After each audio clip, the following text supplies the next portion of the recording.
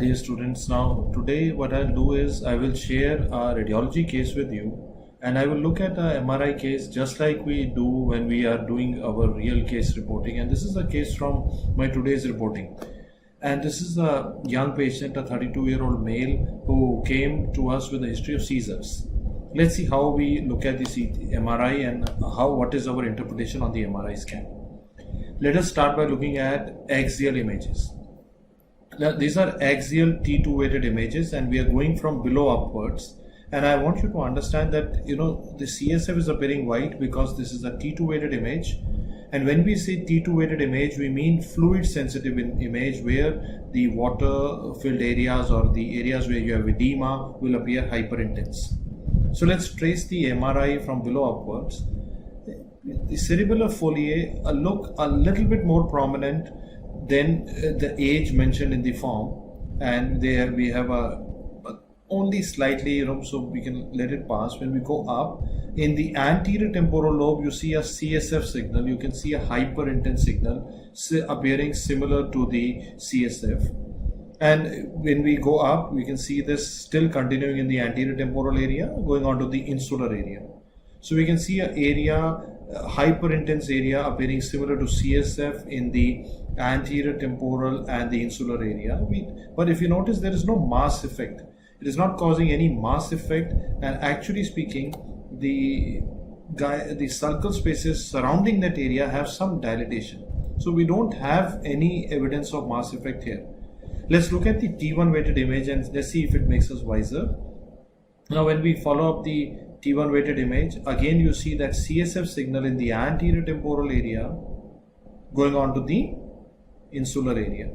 CSF like signal area with no mass effect and with some evidence of actually dilatation of the surrounding sulcal spaces. Let's look at the flare now. So when we see the flare, when we follow up the area, you see that again CSF iso-intense. Now on a flare sequence, the CSF signal would be suppressed. So you can see there is flare, even on flare the area is CSF iso-intense, but there is surrounding flare hyperintensity in this area with surrounding sulcal dilatation. What would you now, we have these three images to make a diagnosis at. Now this is a very typical appearance of gliosis encephalomalacia. That means if you have an old insult to the brain, maybe because of trauma or ischemic insult, in that area you develop two things. You develop liquefactive necrosis, which leads to encephalomalacia on an MRI appearance, which is encephalomalacia would appear iso-intense to CSF on all sequences. But there would also be coexistent gliosis that we see in this patient, which is because of proliferation of the glial cells in the injury, in the insult area that we see in this area. So that surrounding hyperintensity on flare image represents gliosis, along with there is encephalomalacia. So what I would say in my report is, I would say there is evidence of gliosis encephalomalacia in the anterior temporal and the insular area, which is actually indicative of a previous insult.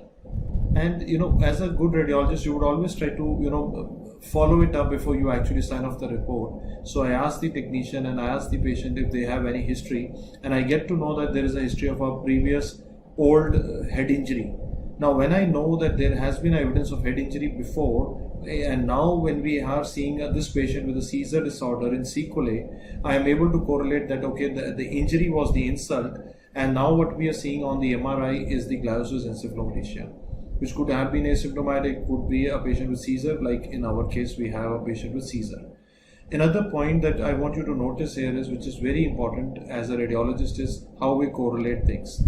Now, a very common mechanism of injury is the coup counter coup injury. So if you have an injury in the posterior part and if it hits the brain, what happens is the temporal lobe, the anterior temporal lobe is a very common site for contusions, because that is where the bony part, the brain strikes the rough bony part as a result of the counter coup injury. Similar to what we see even in the basifrontal area. So basifrontal area is also in contact with the rough part of the frontal bone called as the orbital plate, and all that is a very common site of injury. So now when we look at this MRI again, we know this is a very typical site of hemorrhagic contusion or contusion that we would see in a patient with road traffic injury. So after, when we are following up that patient, that area where we had that injury, where we had that insult, is showing us the gliosis encephalomalacia together. So this is how we approach MRI reporting in day-to-day life, and we also look for evidence of any Wallerian degeneration because of that injury, which we sometimes the ipsilateral peduncle, or we might see some evidence of Wallerian degeneration, which we don't see in this particular case. So I think this gives you an insight on how to look at an MRI images and how we look at T1 weighted image, T2 weighted image, and FLAIR images together. I hope you understand, and if you have any queries further, do post them in the comment section. I'll be more than happy to reciprocate.